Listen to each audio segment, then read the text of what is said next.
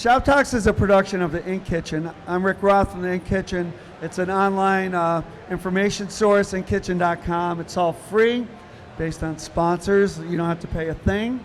And then we have a YouTube channel with videos like this, and they're all free. And it's brought to you by our sponsors, which is Los Angeles Apparel, Hirsch, Fairweather Johnson, Alpha Broder, Reese, and what's the other one? Stahls, baby. Yeah, okay. And Impressions Magazine. So we have Ty, who is a hat maker out of Denver, Colorado, and Jenna, who is from Stahl's, and we're going to talk about some creative things that he does to make a hat company and some tricks that you all can learn from it. All right, take it away. How'd you get into this? Let's hear that first. All right, we'll start with that. So Ty Kain from Denver, Colorado. Honestly, I started teaching. I was a teacher. I just wanted to make a little bit of extra money. Started doing some screen printing, some embroidery. Fast forward to the pandemic, had a very hard time getting headwear. And so we wanted to take that over and start making our own hats and applying all the patches and whatnot. And then I met Stahl's. I became a customer of theirs. And so we started with a hat press and then emblems and patches and so on. And did you embroider or screen print before that, or you just started making hats? Yes. So we contracted all of it out. And so, we had our own business name. We go to the screen printer. We purchase the materials and the screen printing, and then we add a margin to that. And so that's kind of how we got started, because we didn't want to bring in the equipment in-house when we were first starting out. And so that was the right step for us. A lot of embroidery as well. I think that you started with a business instead of starting as a decorator was a definite plus, and you'll probably be more successful than many of the people walking through this show. Absolutely, yeah. Highly recommend going that route first. So, transfers, right? Is this a surprise to you? It is to me. I never thought that all the different ways you could decorate hats using heat applied technologies. Yeah, is that so a good way of saying it? The patches. You got it. Sounds great. Yeah, we can do transfers as well, though, but the patches, right? So we've been doing PVC rubber patches for about 6-7 years now. That's something that you see on my hat here with a clear background. And so, but from that first start, we had to sew them on. And so, which is a nightmare. We had a great local seamstress, but it's a process. It's expensive, and it's hard to control when things get finished when you're relying on someone else. And so, fast forward 5 years, probably, Stahl's came out with their heat-applied PVC patches. That was a game changer for us. So, need a special press for that? You do need a special press. You certainly do. What kind of press do they need, Jenna? So to not sound like this is a sales pitch, what the solution is using dual heat, where you're actually taking top heat and bottom heat and pretty much just making a heat sandwich with your patch so that you're curing the adhesive from inside the hat. In the past, and we even manufactured and sold a hat press that didn't have that technology at the time. And when we were pressing very popular caps like the Richardson 112 and those very hard structured caps, we were getting a very harsh crease on the top just to be able to put some type of branding and heat applied application on it. So we wanted to avoid that, and our engineers and innovators at Hottronics have done a really great job of figuring out what that recipe is, and it's two heat elements, just sandwiching that in there so that you're protecting the hat from getting damaged, and you're able to brand it and really elevate it. If you don't have one, I don't think we ever tried it, but I think it will work. You can use a little heat, tack it down, and then somehow heat it just at the bottom. Is there some way to do that on certain patches, on shirts at least?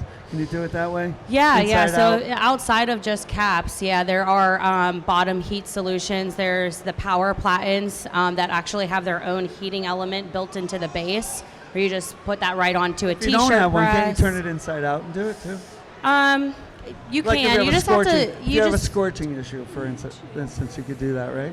Yeah. The thing that you want to avoid is, high heat and long dwell time and heavy pressure, right? So there's going to be those other solutions out there so you can avoid having to turn your heat press out just to avoid a scorch mark.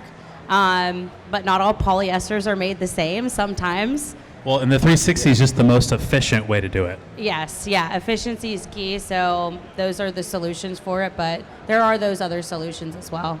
So what's the range of stuff that you can put on? Like, Yeah, I mean, for us, the PVC patch is our number one selling patch. And so we source, I would say 75% of those we've sourced overseas. We have the same manufacturer for 7 years.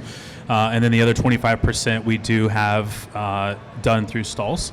But yeah, we got PVC, we've got embroidered patch, we've got the flex style patch, we have woven, and then we do a lot of woven labels as well for beanies and for the hems on the shirts. So is all of that with adhesives or sewn also? Everything is adhesive except for the woven tags. We have to sew those on. I'll have to show you sometime. I'll send you a picture. We did a fake sewn patch with frayed on the edge even. Nice. It's adhesives. That's awesome. It was very convincing. Very cool. It looks sewn. So what are you seeing people wanting? Like you mentioned the PVC is popular. What else? What kind of hats are popular now? Sure. Seems like things are all over. For a while it's like everything's curved brim, then everything's flat brim. Yeah. Like what's going on in the hat world? I think we kind of sell the same 5 styles. So we have like a 7-panel hat, be like the 168 is best known from Richardson. And then we have the trucker hat, which has a curved bill on it. And then something like what I'm wearing here. So this is a performance base, has a rope on it, but it also is water resistant. We're seeing a lot of that in the retail space right now, but there's not a lot of wholesalers who are selling a water resistant hat. What else? We got the dad hat. I feel like the dad hat's always in. That's the floppy one, no structure. And then we're still seeing a lot of foamy truckers. And so that would be applied with a transfer, like a direct to film transfer. I feel like that's a very 70s look, 80s look. We still sell a ton of it, and there's a lot of profit to be made. Even on a wholesale side, we're at 70, 75% on a wholesale side. It's so funny how like transfer is totally the way to go on that. You do not want to print a foam trucker hat. People do it, but I don't understand why. Printing on a curved surface, no thanks. Well, the curved surface, yes, but with that hat press, you can still knock out the bottom heat, just do top heat, and that's with the 360 press. All right, so you also manufacture overseas, right? We do. Including the hats, right? How hard was that to get into, and what mistakes can people make with that, maybe that you've made or heard of? Yeah, so during the pandemic when Richardson cut my account, I was beside myself. I did not understand why. I didn't spend a ton of money with them, but I spent a lot of money with some of their sister companies, and they cut my account. I want to say something against them right now, publicly. Let's bash them. So for both of us, they had no product, and then cut us off because we didn't buy that non-existent product. So we didn't stop buying from them because we didn't want the hats. We didn't buy from them because they didn't have any hats. And then they punished us and took our accounts away for not buying from them when we couldn't buy from them. So anyway, enough of the bashing. We're not bitter or anything, obviously. No comment. But then I took that experience and I was like, you know what, I got to control my own headwear. And that's when we started to look into sourcing our own. And so honestly, Alibaba, I know it's crazy. Lots of time, lots of hours, pay the $100 to get a sample in, see what you like about it. Honestly, I just went in and looked for manufacturers that are making that trucker hat that looks like the 112. And so now we have our own version of that, only in one color. But we're starting small on the trucker side. But on this hat here, 6 colors already. This is our performance golf hat, and it's taken off. We've done very well with it. But patience, spend the money on the samples, and get them in, see what you like, see what you don't like. I would tell you this, almost all the hats in the industry are 58 centimeters. That's the standard hat size. If you got a big head, like myself, we just make all of our hats 59 centimeters so that they fit the bigger heads, and then the people that are smaller can just size down. So that is one piece of advice. I would highly recommend going in that middle ground, 59 centimeters instead of 58 like the rest of the world. So how does that work for somebody that's expecting 58? Well, then just do 58. But get them for a full custom order. Sell them 300 hats at 58 centimeters. Or praise them. They'll get a swelled head and the 59 will fit them. How about that? Yeah, that'll work. So what else? Any other advice about the sourcing like that? The minimums are, I mean, I have someone that makes great hats, like indistinguishable from Richardson or something, Yeah. and they do like 150 hats. Yeah, 150 is pretty good. I mean, you can go as few as 100. Just be okay paying that higher price point up front. For us, it's been a huge balance with cash flow. And so some months we've got $2,000 to spend on hats, and some months we've got maybe 10,000. Just depends. But just spend what you can, but then make your wholesale price or your retail price something with some wiggle room, because you can ship by the sea, which is the cheapest. But gosh, I don't like waiting 60 to 75 days to get a hat in. So we pay we pay for it's about $1 a hat for 10 to 15 days to get it. I think that's industry standard, about $1 to get it faster. So I'm trying to think how to ask the question, but I know like we do shirts, and when we design them, they print better, they're cheaper, a better result. Same with hats maybe. When you're designing for hats rather than a company that you're working for doing the designing themselves, I would guess you get much better results, right?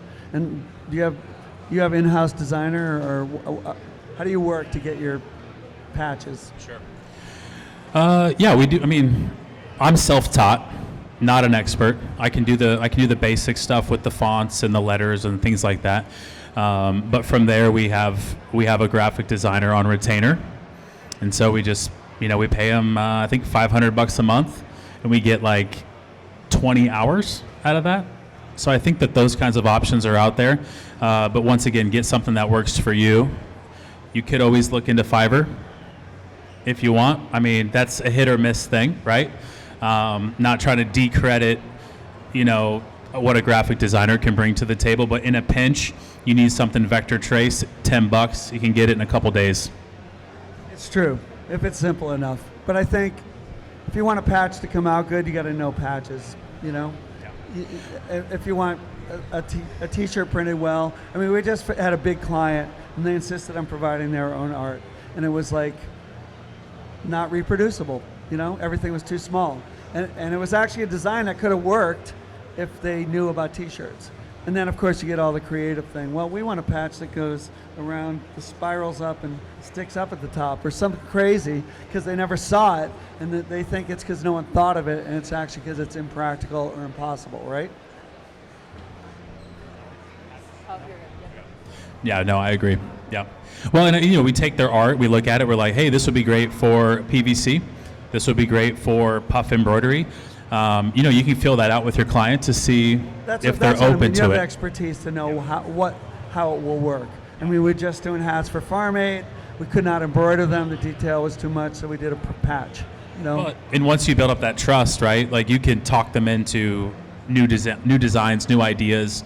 The clear patch is maybe not new to everybody, but for people in Colorado, it's new. And so then they see it once, and they're like, every client wants to try it. So does the clear one work great on different color hats if you're doing a whole series of colors? It does, but clear doesn't work with black on a black hat. Right, but on tone on tone, right? But everything that black ink would work on would work for the. Yeah. Or we're doing like a light gray has worked on almost all of our silhouettes. Just like we used to do for labels. Yeah, exactly. Gray 6C works on every shirt. 100%. Yeah. Okay. Got anything to add over there? Yeah, I would say when it comes to like the art aspect of things, just knowing what resources and assets you have through suppliers that you may be working with to get custom patches. Like Stahl's, for example, we have artists in-house. So if a customer is coming to you with a logo or a design and maybe you don't know how to make it production ready, we offer those solutions too. So whether it's through us or through other custom patch suppliers, ask if they have that artist that can help you with that logo or that design that your customer is wanting with that patch, so that you're not spending too much of your time trying to make something work to get the patch ready.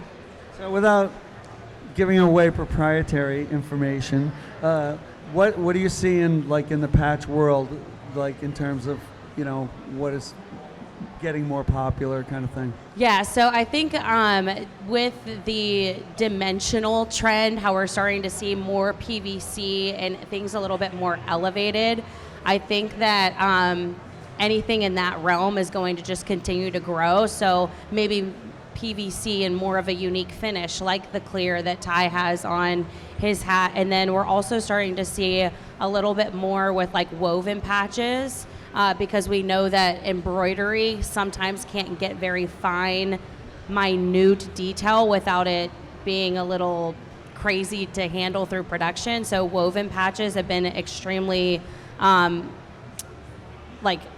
been extraordinary. Let me just put it that way.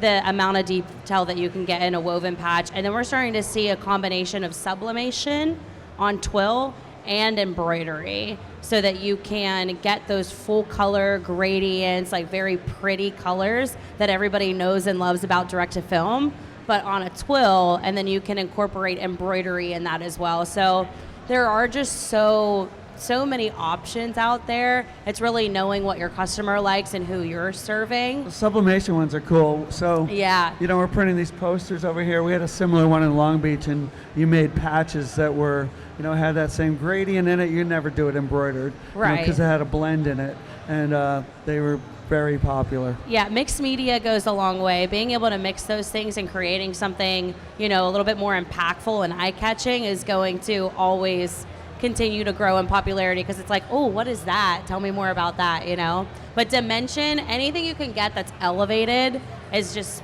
continuing to increase in popularity. All right. Anything else you want to say, or we'll have questions? Oh, we got 4 hats. I've made 4 hats. They are on our Bogey Performance hat here, water resistant. They're all patches and emblems that you can get from Stahl's. So, all right. So I don't know how we're going to do it, but we'll figure it out. I got it figured out. All right. Who has a question? No, we were talking. We were talking about. What's your minimum? Minimum for. We do wholesale hats as well. Yeah. No, we can start with like 24. Yeah. I think when you heard 100, we were talking about if you use an overseas manufacturer, the numbers have come down. You can get 75 even, I think, sometimes. All right, so give that guy a hat. Just off that question? All right. If you ask a question, you get a hat.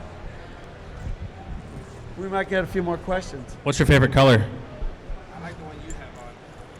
Okay, I have one. Or the green one. So we can go. I'll take that. You want that one? Ooh. Yeah, you got it. See? Check out that PVC Curiosity on there. has its rewards. Other questions? To get a hat? No questions? Oh, and you don't have to take a hat. Yeah, you Maybe don't you're have to not a take one. No, I can give them to somebody else. You got nice hair. Maybe you don't want to mess up your hair with a hat. It's all right. You got a question? Come on. I was just going to ask about the designer, the artist, I guess, and that you're paying someone a retainer. When you went to find that person, and you mentioned them, they have to be knowledgeable in what you're doing. For some things, any good artist can do what you tell them to do, but not. It's a bonus, like for T-shirts for sure. Yeah. Yeah, I think we yeah, have a hard time with Yeah, I the think I art just piece. make sure. My personal opinion is that they are skilled in Illustrator. Of course, there's other ways to do all that. You know, a lot of Photoshop workers, but for screen print, for us, and for patch design, Illustrator skills are a must. But it translates over into what apparel, Yeah. essentially, Yeah, because they of know course. what to do. If they have experience in apparel, it's going to be way better. It's going to work out better. The retainer fee, you find that more economical than just hiring someone for Yeah, that. I mean, particular- They're not going to stick around. So he pays a retainer. I just make sure I send people work. And it depends who it is. If you stop sending them work, they're not going to be around when you need it done. So that's a good idea. I feel like we need somebody every day. But yeah. And I went retainer just because some months there might be 10 jobs that I need him to do, and some months might be 2. But he doesn't hold that against me, so we also just kind of carry the hours over into the next month I was gonna in ask case I that. don't use them. Right. Okay. There are 2 services you can hire to do your art, actually. Gavin was just here. Seps.io, is that what his thing is? Yeah. Seps.io is, if he comes back around, he was just here, I'll introduce you. He has a company to do stuff overseas, and they're made to work with people that need art all the time. Yep.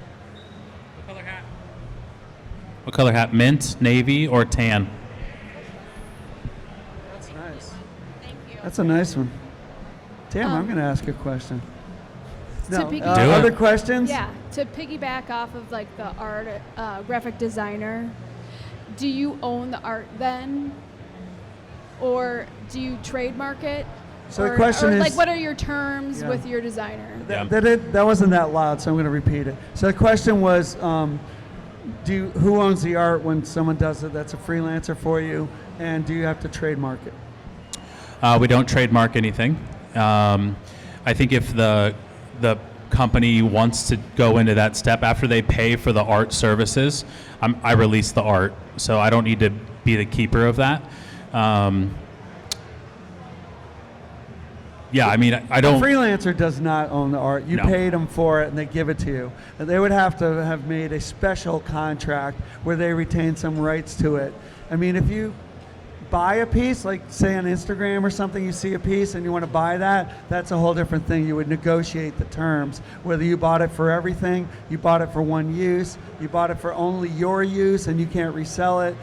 That would be only if you bought something existing. If you pay someone to make art, you own it. Yeah. But if you go on like a vector stock and then you're swapping things out, there's a good chance that exists somewhere else as well. Navy or tan? Navy. This one has the faux suede patch on it. All right, other questions? One hat left. So I'm kind of getting to a point where like I'll spend sometimes more time quoting the job and talking the specs and doing the art than it actually does for me to print the job. What are some like new softwares or something that we see coming out soon that like probably maybe automate that process a little better for shop owners? I know. Oh boy, that's a tough one. I know. We have someone yesterday. We have this rule where me and my friend just commiserate when somebody has more emails than pieces produced. And that just happened with somebody that was a friend of a friend. It's a tough one.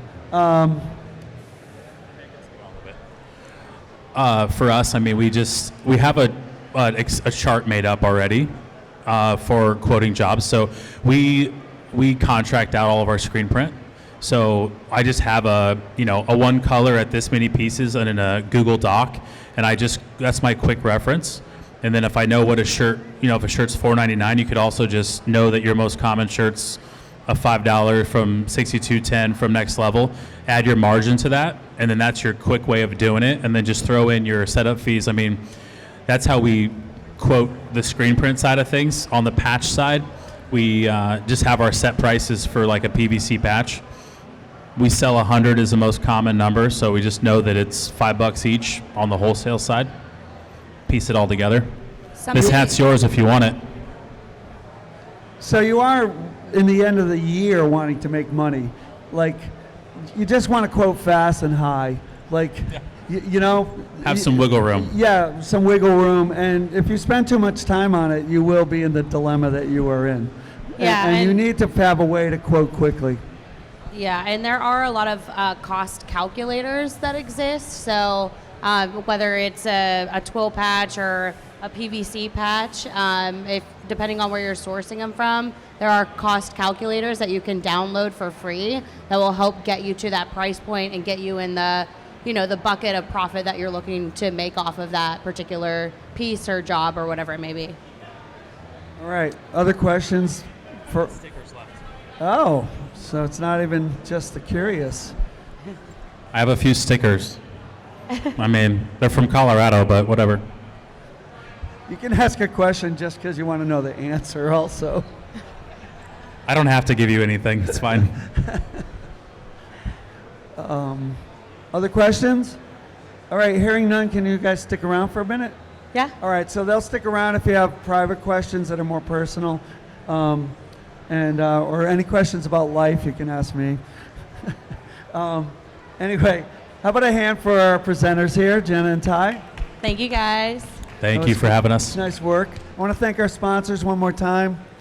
Los Angeles Apparel, Hirsch, and Fairweather Johnson, Alpha Broder, Reese, and what's that other one? Stalls and Stalls Transfer Express. And check out our YouTube channel, and this will eventually appear there. Thank you.